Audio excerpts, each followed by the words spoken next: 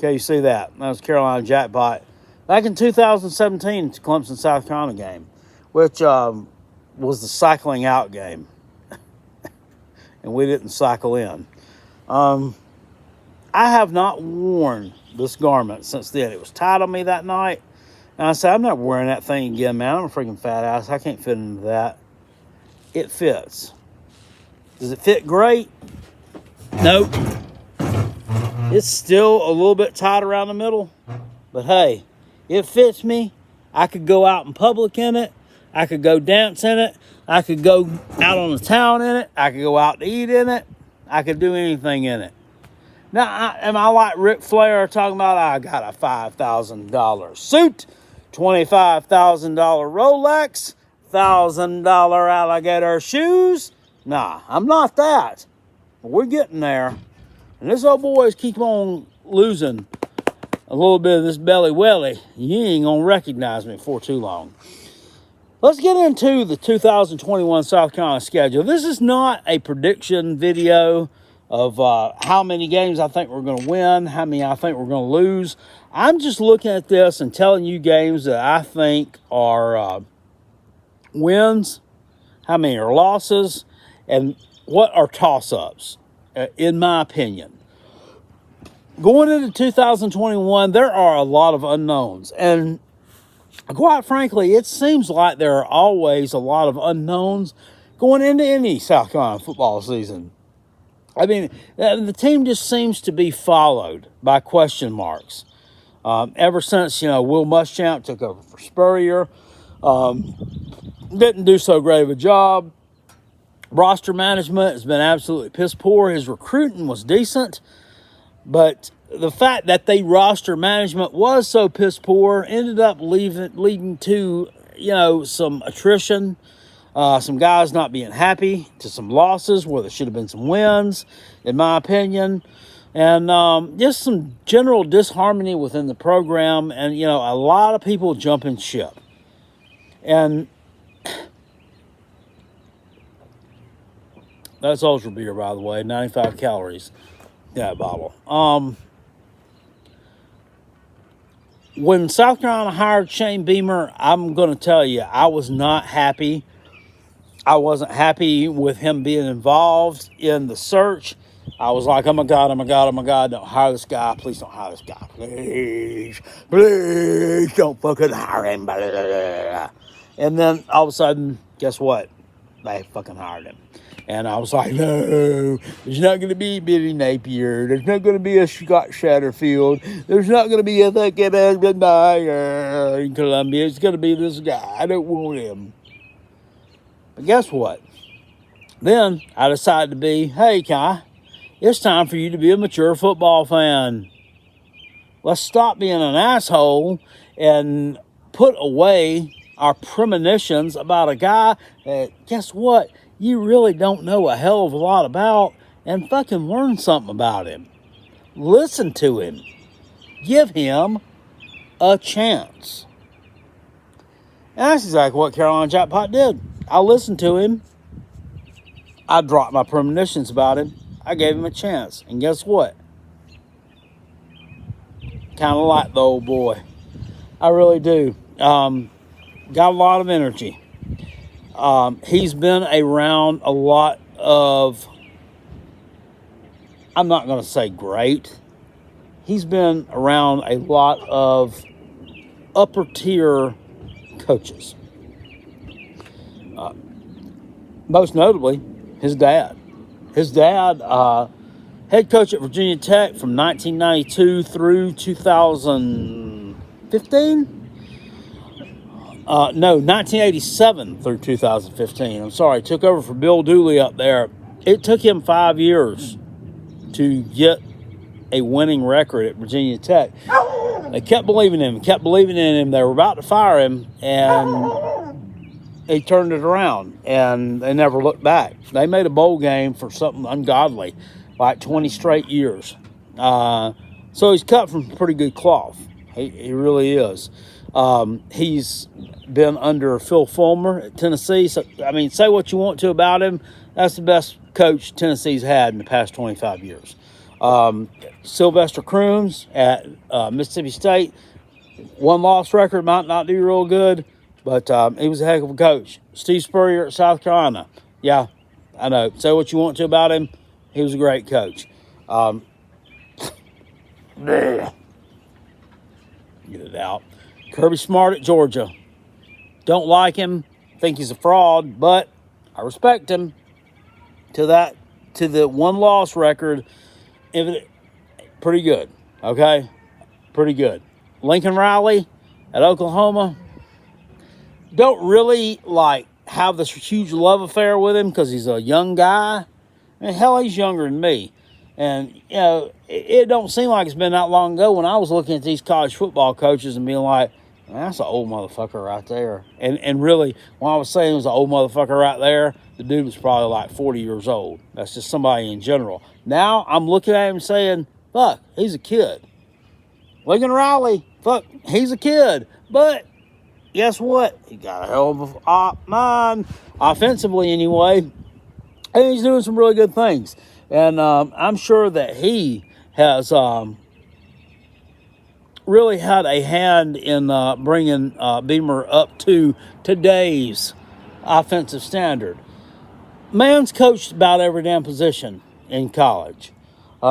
So I'm happy that he's here. I'm glad that he's here, and I'm going to give him every chance in the world. Same thing I did with Will Muschamp. I wasn't happy with his hire either. And I gave him every chance in the world. You guys know it. You've watched my videos. You know exactly where I stood. I did not waver one way or the other.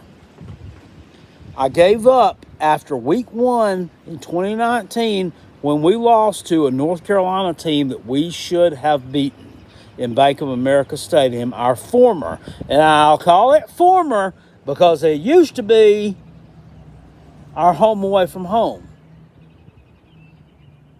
It's now turned into a house of horrors.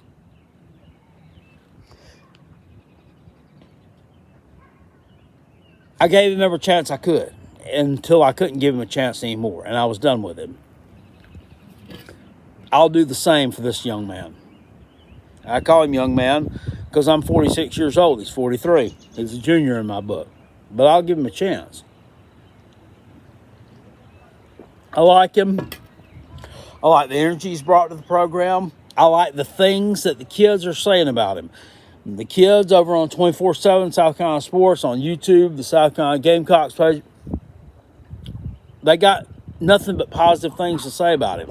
And I know that's probably a lot of players speak. I mean, you got to talk positively about your head coach. Hell, they talk good about Will Muschamp, okay? I mean, but for some reason, it seems sincere. It seems sincere to me, and I have no choice but to believe that that's sincere. Talking about people like Jordan Birch, talking about people like Kevin Harris, talking about people like Tonka Hemingway, talking about people like Marshawn Lloyd, who hasn't ever played a snap at the University of South Carolina yet. Talking about these dogs that are going to take the field in 2021 to turn this thing around. Not to try to turn this thing around, to turn this thing around. Looking at the schedule, okay, let's get into what we're talking about here because we've rambled on long enough.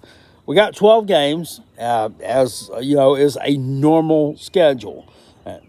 Hopefully, that's all going to be exactly as it is laid out here on paper. We're going away from the 10-game SEC-only schedule. I mean, with a team that had a shitty lame duck coach, a shitty befuddled offensive coordinator, a shithead defensive coordinator, and shithead position coaches.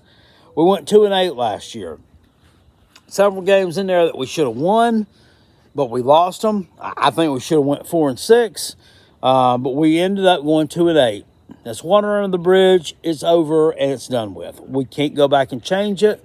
And going back and talking about it is going to only rehash bad memories and do nothing productive.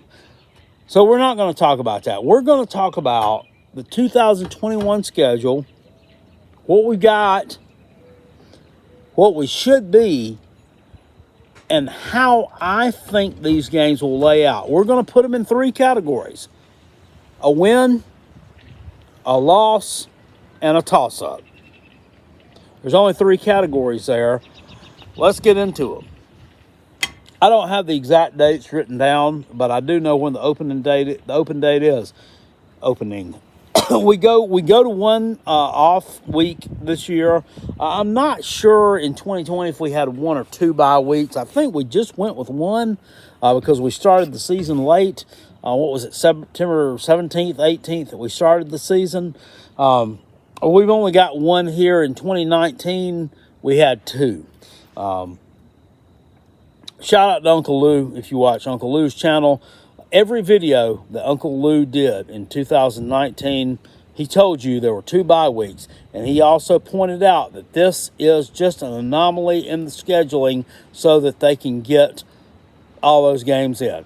He literally told it to us 37 times that summer. Shout out to Uncle Lou there. I didn't, but power of repetition. Anyway. Getting into this, the first game of the season, South Carolina has Eastern Illinois at home. Eastern Illinois, an FCS school out of, I believe, like the Pioneer Conference. Not going to spend a lot of time on it. That's going to be a win for South Carolina. This team is actually playing right now in the spring, and they're not doing very well. The most famous thing they are known for is being the school that Tony Romo was from. Why they're on South Carolina's schedule, I have no fucking clue. Why we didn't schedule a Southern Conference team like Furman or Wofford or somebody local that could have benefited from a decent payday, but no, we go schedule Eastern fucking Illinois instead of letting Indiana or Illinois or butt fuck you play them first week. I don't know. Anyway, win for South Carolina, just Eastern Illinois. Sorry, Panthers. This is not for you. Week 2. You're on the road at East Carolina. Looking at what we have coming back defensively, this could potentially be a matchup nightmare. And I am not sitting here. This is not me being facetious or trying to throw some shade at East Carolina or telling you that East Carolina is really good. They have a good quarterback coming back in Holton Ahlers. He's been there a couple of years. He's a lefty. Guy is very accurate. He's got a few decent receivers. Are they good receivers? Are they even all-conference receivers over there in the Atlantic? Or not the Atlantic, the AAC. I was talking about basketball conference there for a second. No. But they did go on the road last year. They almost pulled a big upset on the road against Tulsa.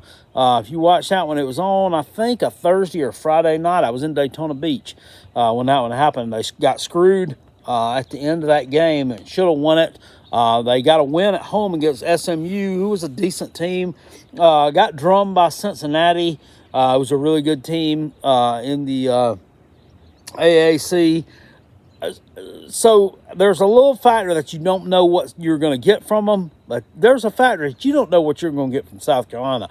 Offensively, I think we'll be fine. I think we'll be able to move the ball against East Carolina.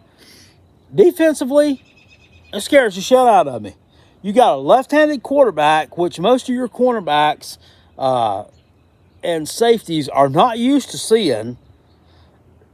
And besides that, you got a left-handed quarterback that's good and has a decent arsenal of wide receivers to go to. Plus, you have a head coach, Mike Houston, who's offensive-oriented and who was brought in here to resurrect this East Carolina program. Hadn't really been able to do it yet, but he's made a few baby steps. He made some baby steps. This is a game that scares the fuck out of me. It's a game I don't want to play. But they got to go on the road and play it. It's a make or break thing. Should South Carolina win this game by at least 2 scores on the road even? Yes. Do I think that it's a given that South Carolina will go on the road and win this thing by at least 2 scores? No, I don't. I don't. They got to get that curse off their back. They have to get that little mantra of playing down to competition off their back. Hopefully, with Shane Beamer and a new coaching staff, they'll solve that puzzle. And they will fix those issues. But as of right now, I'm not putting it in as a sure win. I'm putting it in the toss-up category. Sorry, guys. Sorry, Gamecock fan. If you're out there on Facebook, you're out there on Twitter, Instagram, whatever. You're an idiot. My God, you're such a pessimist. We'll beat them by 50 points. No, you're wrong. You're wrong. I'm right. You're wrong. Let's see how it plays out. Hopefully, your premonition is correct, and mine isn't. But to me, this is a toss-up game, putting it in the toss-up category. Week 3, we go on the road to Georgia. South Carolina last year versus Georgia, this was sort of in the beginning of when things really started to look pitiful. Week 12, or was it 12 or 10, against Kentucky was the most embarrassing one. But this was when things really started to look bad. They did what they wanted to. People say, well, look at that. I mean, they let JT Daniels throw 300 yards, 400 yards against Mississippi State, and then even let him throw the ball against South Carolina. They ran the ball down their throat the whole game, and they didn't even let JT Daniels throw. And Georgia fans are sitting here bitching. Guess what? They didn't make JT Daniels throw the damn ball because they didn't fucking have to. Because they knew that defense at South Carolina was depleted. There were at least 8 starters gone that had either opted out, quit, or gotten injured since the beginning of the season during that game. So to say we were at a disadvantage would be an understatement, not saying that that's an excuse for losing that game the way we did, but those are just facts. We were not a well team for that game. This year on the road, Coach Beamer, this is his first big-time game, first SEC game. I expect him to go out there and play balls out. Do I expect him to go on the road and get a win? Probably not. Georgia's still talented at the running back position. JT Daniels is coming back again. He has the ability to pick apart that secondary that we have that is very suspect. Very suspect at this point unless Clayton White, new defensive coordinator, and Torian Gray, new defensive backs coach, have some kind of magic that they plan on weaving. I don't know that we have a real answer for him. They have lost George Pickens to injury in spring practice. Georgia's recruited so well, I don't know that that's going to be a huge factor or not. I would probably put this one in the sure loss column as we take our lumps and lose our second straight game to the Bulldogs. After a humiliating loss last year, this year I would expect it to be more competitive. From the fact that the coaching is going to be a lot better, and I think the atmosphere with us is going to be a lot better. But I don't expect to get a win there. Next week we're at home against Kentucky. I'm not really sure. The preseason magazines haven't come out yet. I haven't done a hell of a lot of research on these teams. I'm not sure if Terry Wilson's coming back for Kentucky to be the quarterback this year, but if he is, he kind of made them look silly last year in the last game of the season. And I'm telling you, South Carolina had given up. There were players gone. Once again, not making a lot of excuses here, but those are valid facts. That should have been a one-touchdown game, one way or the other. South Carolina versus Kentucky, as it were, we lost 41-18. Very, very embarrassing. I wish we could wipe that whole season out. But at home, I mean, really not knowing what they're going to have. I know that at least 2 of the 3 running backs they've had, that they call the three-headed monster, will be back. And for the next 3 to 4 years, I don't really know whether to call somebody a freshman, if he's a freshman, or to call him a sophomore, if he's a sophomore, or what. Because of the 2020 COVID year, it's a COVID year, they gained an extra year of eligibility. A lot of these guys will take that and run with it. A lot of these guys will not, and they won't come back. So we're going to be all screwed up for the next few years as to what class these guys are in until we actually see it printed on the roster. And it could probably change at any time. With that, with the transfer portal, with all the other craziness we have now as far as their eligibility goes, and the leeway and the flexibility that there is now, you're going to have to see something in hard print. I mean, it's almost like somebody's damn eligibility could probably change before the damn between games. I mean, it is really nuts. Coronavirus really, really messed a lot of things up. I'm going to put that one in the toss-up category. It's at home. I think it's a game that South Carolina could win, and they should win. But there's no way that I'm going with that one. And given our history versus them, the last 7 to 8 years, putting that in a toss-a-win category. When we were with Steve Spurrier, Kentucky was a given that we would win handily, usually, every year, unless we went to Lexington. Then it got kind of dicey. Let's not talk about 2010. After we beat Alabama, we go on the road, shit the bed against Kentucky the next week. Let's get back to the Steve Spurrier way of how things were and beating this team on a regular basis, because I feel in my heart of hearts South Carolina is a better football program than Kentucky. It has a potential to be or has a potential much higher ceiling than what Kentucky does. Recruiting-wise, facility-wise, everything-wise. The next week we are at home against Troy. Troy is a team that is, not Power 5, a Sun Belt team. I'm not going to put them in the same category as East Carolina. They're another team that has had success in the past, but the past couple of years, they've fallen on some hard times, really haven't been that good.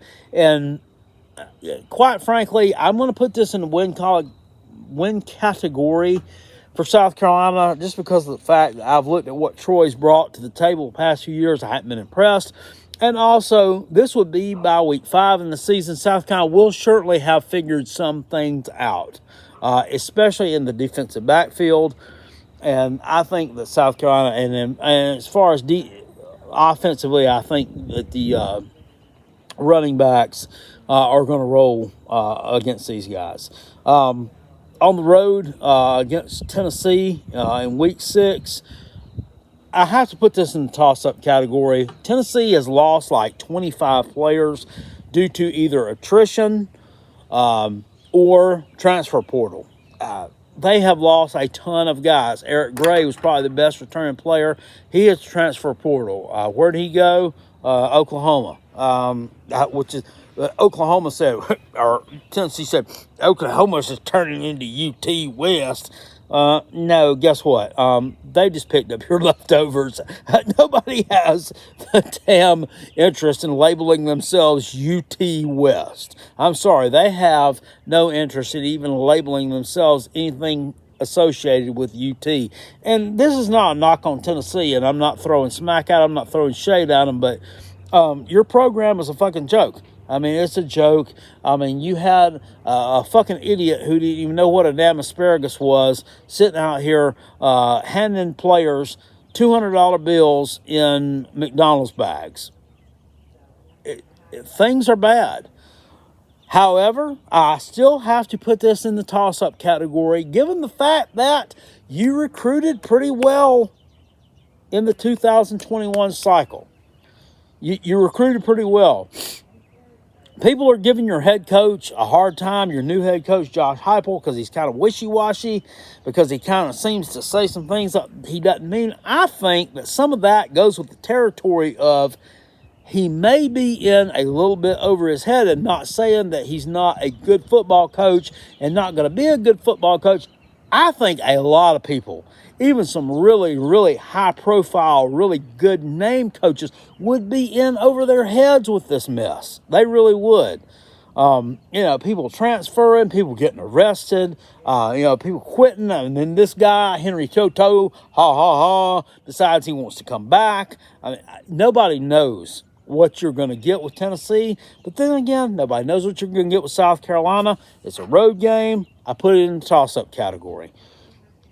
Against Vanderbilt at home the next week, I'm putting it in the win category. For like the third or fourth year in a row, it seemed like Vanderbilt doesn't know what they're going to do with the quarterback position. Offensively, I think they're really limited. Defensively, I think they'll be okay. But my thing is, you fired a head coach who was a good recruiter and a defensive mind. What do? You bring in another guy that is a defensive mind, and you don't know what kind of recruiter he is. You really don't. And also, just from public perception, and this is not me here trying to stir up shit. This is not me here trying to raise any red flags, but you kind of look bad. You kind of look bad firing a minority head coach after a coronavirus year, COVID year, when you have a team that is normally not really worth dick anyways. He loses some games. He has a shitload of coronavirus problems. You fire him. Looks kind of bad. Not saying anything, though. It looks kind of bad. South Carolina will get the win against Vanderbilt. It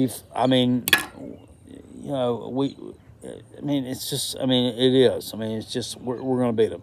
We've beat them since cavemen roamed the earth. And I think the last time Vanderbilt beat South Carolina, I think fire actually hadn't been discovered yet. So we win that game. On the road at A&M the next week, I'm putting this in the loss column. Unfortunately, I would like to say that I think South Carolina gets that A&M monkey off their back this year.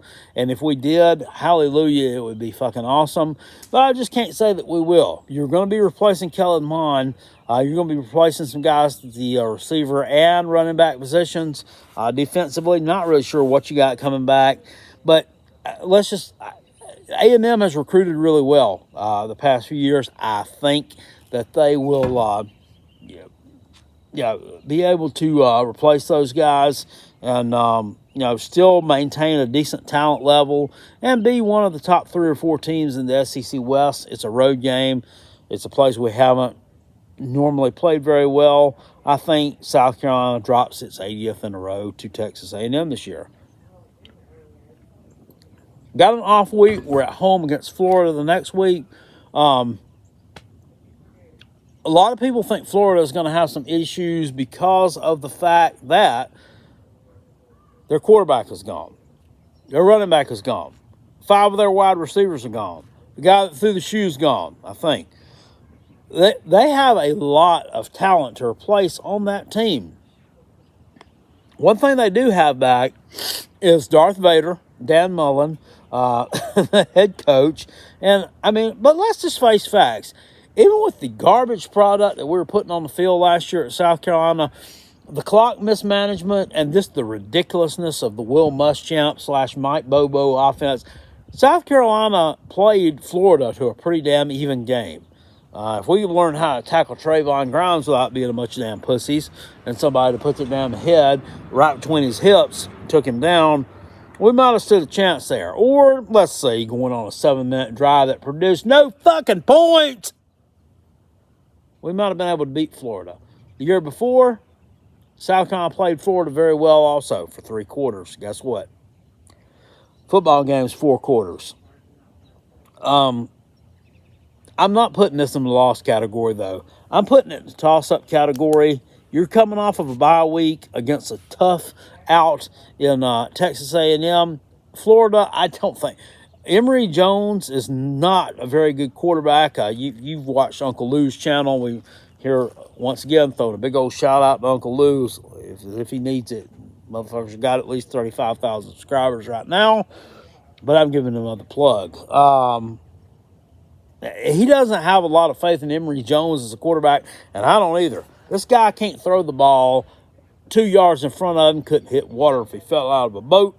Whatever cliche you want to use for being a terrible passer, it all fits Emory Jones. And Dan Mullen, to his credit or discredit, has not really recruited that great at the University of Florida. He's going to sit there and say, well, goddamn, that boy, he had the 10th rated recruiting class in 2019. I mean, what's your shitty-ass team? Y'all going to sit there and tell me something like that? Well, you know what? Maybe that's true. But, for a team that's won the SEC East, and claims to be elite, I don't think it's there. We are at Missouri the next week. Another game I'm going to put in the toss-up category. South Carolina lost 17-10 to Missouri last year, and that was the game after Will Muschamp was fired. That was Mike Bobo's first chance at being a head coach, and I hope that that's his last first chance at being the head coach of a Power 5 program, because he's really not very good at it.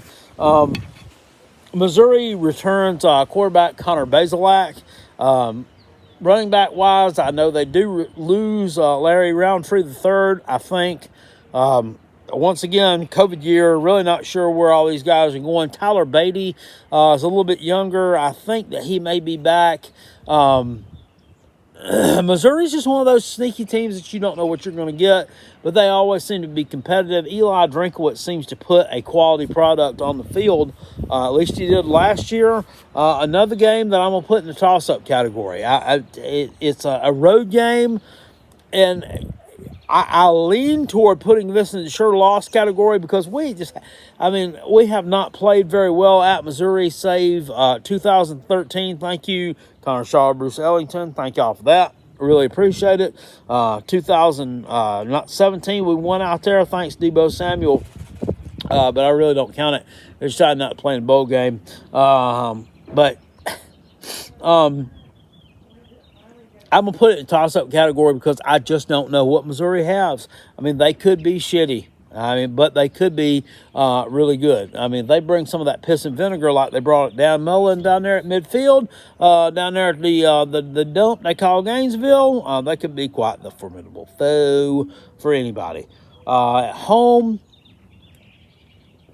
against Auburn, next to last week of the regular season. I don't know. Auburn, I got a pair of shit-stained tidy whities in there. Y'all want them? Because they're used. I got some radials on my truck that are showing wires right now.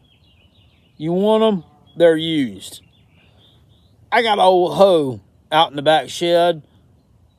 It was my daddy's. He bought it, I think, in 1977. He put a new handle on it in 1985 and 1996. It's used. Do you want it? You get what I'm saying? They've taken everything from South Carolina that was used. Used up ass offensive coordinator. Used up ass offensive line coach who didn't coach the damn game, but we'll still call him used up ass. And they took a used up ass defensive line coach who was one of your alumni, and he decided, guess what? He was going to give you the big old whoa when the damn Eagles came calling for him, didn't they? So, really, those things didn't work out for you that great.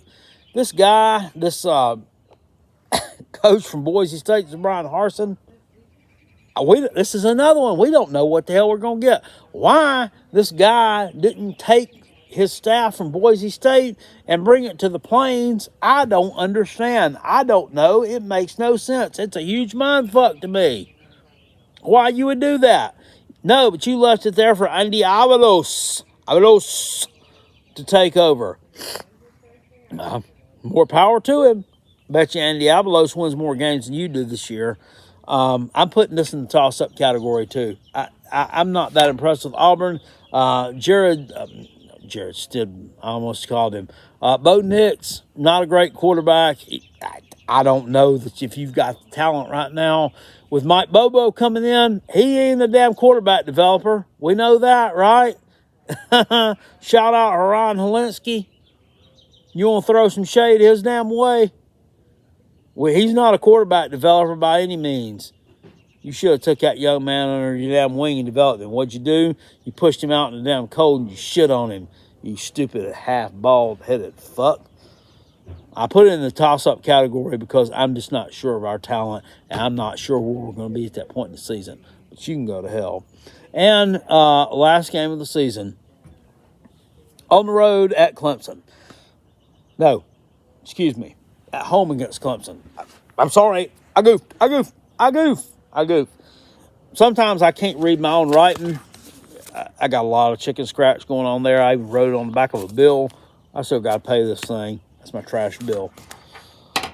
We're at home against Clemson. And you will hear, there's Tater fan out there, right to left, all over the upstate of South Carolina and parts of Georgia, bitching about, well, they canceled the game this year because they were scared to play us last year. And guess what? Now we got to go back down there again. They don't have to come to Clemson. But on one hand, we're talking that shit. But on the other hand, we're talking, we beat your ass anywhere. It don't matter. We could play you 5 times. We beat you 5 times by 50 plus. We could play you on the moon. It don't matter. We could play you on Jupiter. We beat your ass. It doesn't matter. Well, then why should it fucking matter that you lost one damn home game, you redneck idiots? Well, it's the money coming into the city. It's the money coming into Clemson. How many Gamecock fans do you really think are staying overnight in that damn dump to watch that game? They're not. They're staying in some damn luxury box if they can afford the damn tickets, and they're going the fuck home after it's over with because they, like me, anytime they've ever visited there, they want to get the hell out of that damn place. I don't want none of that rubbing off on me, just like they don't want none of it rubbing off on them. So guess what? Your hospitality industry is not suffering, okay? Your no-tell $29 a night motel is not, business in Clemson is not suffering because South Carolina is not playing there for one damn year. But you can beat us anywhere, right? So it don't matter. Anyway, to avoid screwing up scheduling for the next 50 years, 100 years, sorry, Taters, we're keeping this game as advertised it is in Columbia this year. And guess what? I'm not going to be dumb and delusional. I'm going to throw you a bone. I'm going to put this in the loss category. Clemson running game coming back this year, I think will actually be a little bit stronger because I think Lynn J. Dixon has a little something to prove. What's the other kid's name that's a freshman that's coming in? His last name's Shipley. Supposed to be the next white running back since Christian McCaffrey. We'll see. And then this other kid, Ches Malusi, who I've heard a lot of Clemson fans tell me was better than Kevin Harris, even though he rushed for 1,000 yards for South Carolina last year. Well, he only done it against Vanderbilt and Ole Miss. He really ain't that good. We'll see. Okay. Passing game-wise, shut up. Passing game-wise, I think they're going to be pretty solid in 2 games, limited. We saw what DJ Ukulele could do. I mean, hell, the kid went to Notre Dame and he threw for more damn yards than anybody's thrown for up there, didn't he? That includes, Charlie Ward, Doug Flutie, and Ryan Leaf. Sorry about the little drab of spit there. Yeah, I mean, I think the guy's pretty good. He's got a lot of talent. Got Justin Ross coming back. If Justin Ross is as healthy as he's been the past couple of years, look out. A lot of people could be in a lot of trouble. Frank Nagata and Joseph whatever his name, Joseph Nagata and Frank Ladson. Those are their names. Both guys were injured a lot last year. Clemson fans talk about them being the second coming of T. Higgins and Amari Rogers. We'll see. They might be pretty good. If they've recovered from those injuries, they may be not worth a damn shit. We'll have to see. But defensively, I expect their defensive line to be really good, led by Brian Breezy, call him the next best thing. Brock Lesnar, they called him the next best thing in the WWE, and it's like Brian Breezy is the college football 2021 version of Brock Lesnar. Who's the next best thing? Do you get it that I might not like Clemson a whole hell of a lot? I don't, but I do respect them as a program. I respect them as a football team. I think they're better than South Carolina at this point by a good stretch. Not stretch. That's like a combination of screech from Saved by the Bell and stretch. Like my underwear don't have to do right now because I've been losing weight. I'm going to give Clemson a win here, and I would put this in the loss category. So just looking at this schedule, we have 3 sure wins. We have 3 sure losses, which would be against Georgia, Texas A&M, and Clemson. And then the rest of them, we have 6 toss-ups. East Carolina, Kentucky, Tennessee,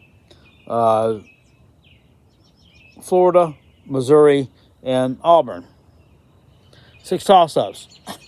And I think that realistically, anybody that looks at that through glasses that are not orange-colored nor garnet-colored would probably tell you the same thing. You don't know what you're going to get from South Carolina this year. You really don't. You don't know what you're going to get from a lot of these opponents that we've got this year also. And that's a huge variable that you got to throw into the equation as well. So just looking at this, I'm predicting with South Carolina a 6-6 record. That's just right now an early spring thing. Hell, we haven't even gone a quarter of the way through the spring yet. We haven't gotten any injuries yet. We haven't gotten any drama yet. Haven't gotten any dirt. No opt-outs, any of that stuff. So we don't really know yet quite where we stand. But I would say 6-6 is not a best case scenario because it's never a best case scenario. But if we went 6-6 after we've only won 6 games the past 2 years, I'll take it, dude. I'll take it. I know it's been a long video, but I had a lot to say. Throw some stuff down in the comment section below. Tell me what you think. Tell me how you think the Coots are going to do. We're going to go 0-12. Tell me we're going to go 0-12. Tell me if we barely scrape by Eastern Illinois and then only win the next 11. Tell me about that too. I want to hear your thoughts and your expertise. I will see y'all later. I appreciate you watching this. Don't forget, like, comment, subscribe, share the video. Hit that spurs up because I will be putting out more content. Look how dirty my finger is after doing that video. You know I've been working that hard. After that one, I'll see y'all later. Appreciate you. Peace. And I'm out. Go Gamecocks. Go Coach Beamer. Woo!